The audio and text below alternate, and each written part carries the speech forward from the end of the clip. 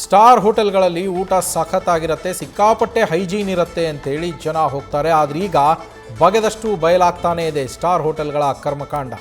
ಅಧಿಕಾರಿಗಳ ದಾಳಿಯಲ್ಲಿ, ಆರೋಗ್ಯ ಇಲಾಖೆ ಅಧಿಕಾರಿಗಳು ನಡೆಸಿದಂತಹ ದಾಳಿಯಲ್ಲಿ ಈ ಹೋಟೆಲ್ಗಳ ಬಂಡವಾಳ ಬಯಲಾಗಿರುವಂಥದ್ದು. ಬೆಂಗಳೂರು ನಗರದ ಹೋಟೆಲ್ಗಳ ಬಂಡವಾಳ ಬಯಲಾಗಿದೆ. ಅದು ಒಂದಲ್ಲ ಎರಡಲ್ಲ, 26 ಪ್ರಮುಖ ಹೋಟೆಲ್ಗಳಲ್ಲಿ ರೂಲ್ಸ್ ಬ್ರೇಕ್ ಮಾಡಿರೋದು ಇದೀಗ ಬೆಳಕಿಗೆ ಬಂದಿದೆ. ಎಲ್ಲವೂ 3 ಸ್ಟಾರ್, 5 ಸ್ಟಾರ್, 7 ಸ್ಟಾರ್ ಹೋಟೆಲ್ಗಳೇ. ಅವಧಿ ಮೀರಿದ ಆಹಾರವನ್ನು ಕೊಡ್ತಾರೆ, ಕಳಪೆ ಮಾಂಸವನ್ನು ಇಟ್ಟಿದ್ದಾರೆ, ಮೀನು ತರಕಾರಿ ಕೊಳೆತೋಗೋ ಸ್ಥಿತಿಯಲ್ಲಿದ್ದಾವೆ. ಅಷ್ಟೇ ಅಲ್ಲ, ಫುಡ್ ಸೇಫ್ಟಿ ಡಿಪಾರ್ಟ್ಮೆಂಟ್ನ FSSAIನ ನಿಯಮಕ್ಕೆ ವಿರುದ್ಧವಾಗಿ ಲೇಬಲಿಂಗ್ಗಳನ್ನು ಕೂಡ ಮಾಡಿದ್ದಾರೆ. ನಿಯಮವನ್ನು ಉಲ್ಲಂಘಿಸಿ ಲೇಬಲಿಂಗ್ ಮಾಡಿರೋದು ಕೂಡ ಪತ್ತೆಯಾಗಿದೆ. ಫುಡ್ ಸ್ಯಾಂಪಲ್ ಸಂಗ್ರಹಿಸಿ ಸದ್ಯ ಲ್ಯಾಬ್ಗೆ ಅಧಿಕಾರಿಗಳು ರವಾನೆ ಮಾಡಿದ್ದಾರೆ. ಯಾರೆಲ್ಲ ತಪ್ಪಿತಸ್ಥರಿದ್ದಾರೆ ಅಂತಹ ಹೋಟೆಲ್ಗಳ ವಿರುದ್ಧ ಕಾನೂನು ಕ್ರಮ ತೆಗೆದುಕೊಳ್ಳೋದಕ್ಕೂ ಕೂಡ ಸಿದ್ಧತೆಗಳನ್ನು ಮಾಡಲಾಗ್ತಾ ಇದೆ. ಸ್ಟಾರ್ ಹೋಟೆಲ್ಗಳ ಕರ್ಮಕಾಂಡ ಬಯಲಾಗಿರುವಂಥದ್ದು. ಸಾಕಷ್ಟು ಲೋಪದೋಷಗಳು ಕಂಡುಬಂದಿದ್ದಾವೆ, ನ್ಯೂನ್ಯತೆಗಳು ಕಂಡುಬಂದಿದ್ದಾವೆ. ಅಧಿಕಾರಿಗಳ ದಾಳಿಯ ಸಂದರ್ಭದಲ್ಲಿ ದಾಳಿಯ ದೃಶ್ಯಗಳನ್ನು, ಹಾಗೆ ಅಲ್ಲಿ ಸಿಕ್ಕಂತಹ ಕಳಪೆ ಗುಣಮಟ್ಟದ ಆಹಾರ ಪದಾರ್ಥಗಳ ದೃಶ್ಯಗಳನ್ನು ನೀವೀಗ ಗಮನಿಸ್ತಾ ಇರೋದು.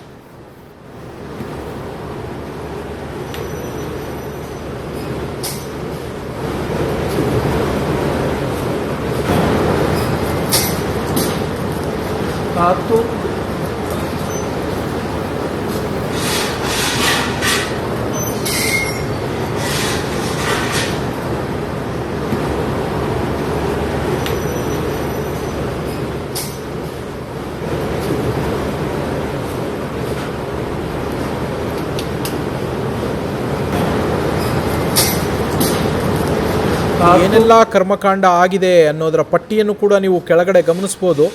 ನಮ್ಮ ನ್ಯೂಸ್ ಫಸ್ಟ್ ಸ್ಕ್ರೀನ್ನಲ್ಲಿಯೇ ತೋರಿಸ್ತಾ ಇದ್ದೀವಿ.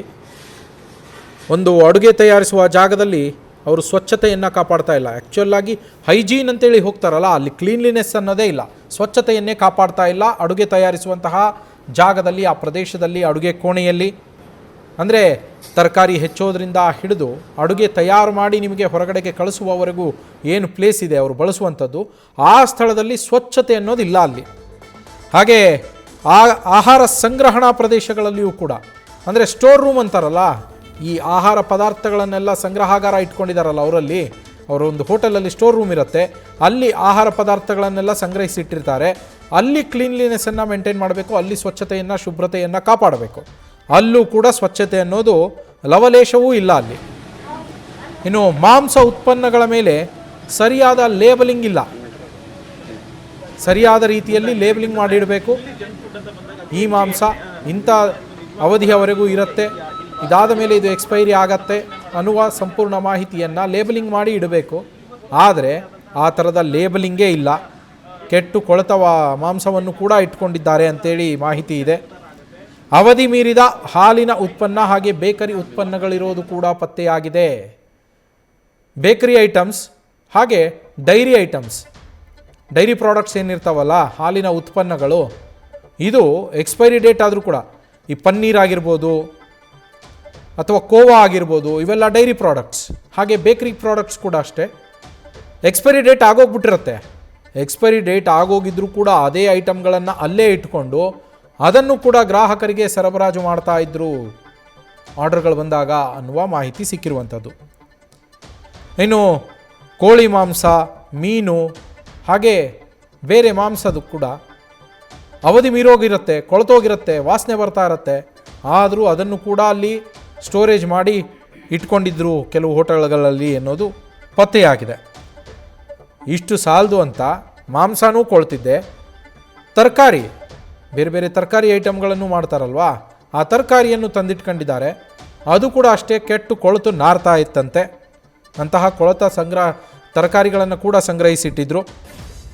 ಸಸ್ಯಾಹಾರಿ ಮತ್ತು ಮಾಂಸಾಹಾರ, ಸಸ್ಯಾಹಾರದ ವಸ್ತುಗಳೇನಿದ್ದಾವೆ, ಆಹಾರ ಪದಾರ್ಥಗಳೇನಿದ್ದಾವೆ ಅವು, ಹಾಗೆ ಮಾಂಸಾಹಾರದ ಪದಾರ್ಥಗಳೇನಿದ್ದಾವೆ ಅವೆಲ್ಲವೂ ಅಷ್ಟೇ ಪ್ರತ್ಯೇಕವಾಗಿಯೇ ಜೋಡಿಸಿಡಬೇಕು ನೀವು. ಅಂದರೆ ಅದರ ಸ್ಟೋರೇಜ್ ಕಂಟೈನರ್ಸ್ ಏನಿರ್ತಾವಲ್ಲ, ಆ ಸ್ಥಳ ಏನಿರುತ್ತಲ್ಲ, ಅದು ಪ್ರತ್ಯೇಕವಾಗಿರಬೇಕು, ಮಿಕ್ಸ್ ಆಗಬಾರ್ದು.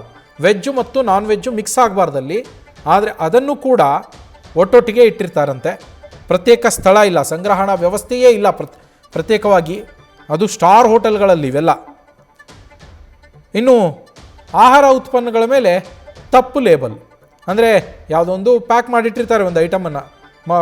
ಈಗ ಉದಾಹರಣೆಗೆ ಚಿಕನ್ದು ಮಾಂಸ ಇರುತ್ತೆ, ಮತ್ತೊಂದು ಕಡೆಗೆ ಮಟನ್ದು ಮಾಂಸ ಇರುತ್ತೆ.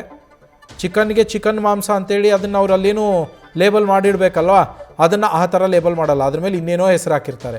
ಹಾಗೆ ಮಟನ್ಗೆ ಬಂದರೆ ಮಟನ್ಗೂ ಆಯಿತು. ಅಥವಾ ಇನ್ಯಾವುದೋ ಒಂದು ಆಹಾರ ಉತ್ಪನ್ನ ಅಲ್ಲಿ ಪ್ಯಾಕ್ ಮಾಡಿಟ್ಟಿದ್ರು ಅಂದರೆ ಅದಕ್ಕೂ ಅಷ್ಟೇ ಆ ಪರ್ಟಿಕ್ಯುಲರ್ ಹೆಸರನ್ನು ಬಿಟ್ಟು ಬೇರೆ ಏನೋ ಹೆಸರು ಹಾಕಿಡೋದು. ಲೇಬಲಿಂಗ್ ಸ್ಟ್ಯಾಂಡರ್ಡ್ಸ್ ಏನಿದೆ ಅದನ್ನು ಉಲ್ಲಂಘನೆ ಮಾಡಿದ್ದಾರೆ, ಕರೆಕ್ಟಾಗಿ ಲೇಬಲಿಂಗೂ ಮಾಡಿಲ್ಲ. ಶಿಲೀಂಧ್ರ ಬೆಳವಣಿಗೆಯಿಂದ ಹಾಳಾದ ತರಕಾರಿಗಳು, ಆಹಾರ, ಅಲ್ಲಿ ಫಂಗಸ್ ಥರದ್ದೆಲ್ಲ ಹುಟ್ಕೊಂಡು ಸಮಸ್ಯೆ ಆಗಿರುವಂಥದ್ದು. ಇನ್ನು FSSAIನ ಕಡ್ಡಾಯ ಲೇಬಲಿಂಗ್ ನಿಯಮವನ್ನು ಇಲ್ಲಿ ಪಾಲನೆ ಮಾಡಿಲ್ಲ. ಹಾಗೆ ನೀವೀಗ ಮತ್ತೊಂದು ಮಾಹಿತಿಯನ್ನು ಕೂಡ ನ್ಯೂಸ್ ಫಸ್ಟ್ನ ಸ್ಕ್ರೀನ್ ಮೇಲೆ ಗಮನಿಸ್ತಾ ಇದ್ದೀರಾ. ಯಾವ್ಯಾವ ಹೋಟೆಲ್ನಲ್ಲಿ ಏನೇನು ಸಿಕ್ಕಿದೆ ಅನ್ನೋದು ತಪಾಸಣೆ ವೇಳೆ ಅಧಿಕಾರಿಗಳು ತಪಾಸಣೆ ನಡೆಸಿದಾಗ ದಿ ಲಲಿತ್ ಅಶೋಕ್ ಹೋಟೆಲ್ನಲ್ಲಿ 76 kg ಮಾಂಸ ಪತ್ತೆಯಾಗಿದೆ. ಅದೇ ಹೋಟೆಲ್ನಲ್ಲಿಯೇ 200 kg ತರಕಾರಿಯನ್ನು ಕೂಡ ಜಪ್ತಿ ಮಾಡಲಾಗಿದೆ. ಅದೇ ಹೋಟೆಲ್ನಲ್ಲಿಯೇ 32 ಲೀಟರ್ ಅವಧಿ ಮೀರಿದ ಹಾಲು, ಅಂದರೆ ಎಕ್ಸ್ಪೈರಿ ಡೇಟ್ ಆಗೋಗಿರೋ ಹಾಲು ಕೂಡ ಅಲ್ಲಿ ಸಿಕ್ಕಿದೆ. ಇನ್ನು ಶಾಂಗ್ರಿಲಾ ಹೋಟೆಲ್ನಲ್ಲಿ 15 kg ಮಾಂಸವನ್ನು ಜಪ್ತಿ ಮಾಡಿದ್ದಾರೆ ಅಧಿಕಾರಿಗಳು. ಹಾಗೆ 4 ಸೀಸನ್ಸ್ ಹೋಟೆಲ್ನಲ್ಲಿ 19 kg ಮಾಂಸವನ್ನು ಜಪ್ತಿ ಮಾಡಲಾಗಿದೆ. ತಾಜ್ ವಿವಾಂತ, ವೈಟ್ ಫೀಲ್ಡ್ನಲ್ಲಿ ಇರುವಂತಹ ತಾಜ್ ವಿವಾಂತ ಇದು. ಇಲ್ಲಿ 3 kg ಅವಧಿ ಮೀರಿದಂತಹ ಬೇಕರಿ ಉತ್ಪನ್ನವನ್ನು ಜಪ್ತಿ ಮಾಡಿದ್ದಾರೆ. ಇನ್ನು ತಾಜ್ ಯಶವಂತಪುರ, ಇಲ್ಲಿ 72 kg ಮಾಂಸ ಹಾಗೆ ಸಾಲಮನ್ ಮೀನು ಜಪ್ತಿಯನ್ನು ಮಾಡಲಾಗಿದೆ ತಾಜ್ ಯಶವಂತಪುರದಲ್ಲಿ. ಹೋಟೆಲ್ ಏಟ್ರಿಯಾದಲ್ಲಿ 105 kg ಅವಧಿ ಮೀರಿದ ಆಹಾರ ಪದಾರ್ಥಗಳನ್ನು ಅಲ್ಲೂ ಕೂಡ ವಶಕ್ಕೆ ಪಡೆದಿದ್ದಾರೆ. 50 kg ಕೋಳಿ ಮಾಂಸವನ್ನು ವಶಕ್ಕೆ ಪಡೆದಿದ್ದಾರೆ. ಇದು ಹೋಟೆಲ್ ಏಟ್ರಿಯಾದಲ್ಲಿ. ಹಾಗೆ 25 kg ಮಾಂಸ, ಬೇರೆ ಮಾಂಸನೂ ಸಿಕ್ಕಿದೆ ಅಲ್ಲಿ, ಮತ್ತು 23 kg ಮೀನು ಕೂಡ ಸಿಕ್ಕಿದೆ. 7 kg ತರಕಾರಿ, ಇದೆಲ್ಲವೂ ಹೋಟೆಲ್ ಏಟ್ರಿಯಾದ ಅಲ್ಲಿ ಸಿಕ್ಕಿರುವಂಥದ್ದು. ನೋಡಿ ಎಷ್ಟೆಲ್ಲ 76 kg ಮಾಂಸ ಲಲಿತ್ ಅಶೋಕ್ ಹೋಟೆಲ್ನಲ್ಲಿ ಸಿಕ್ಕಿರುವಂಥದ್ದು.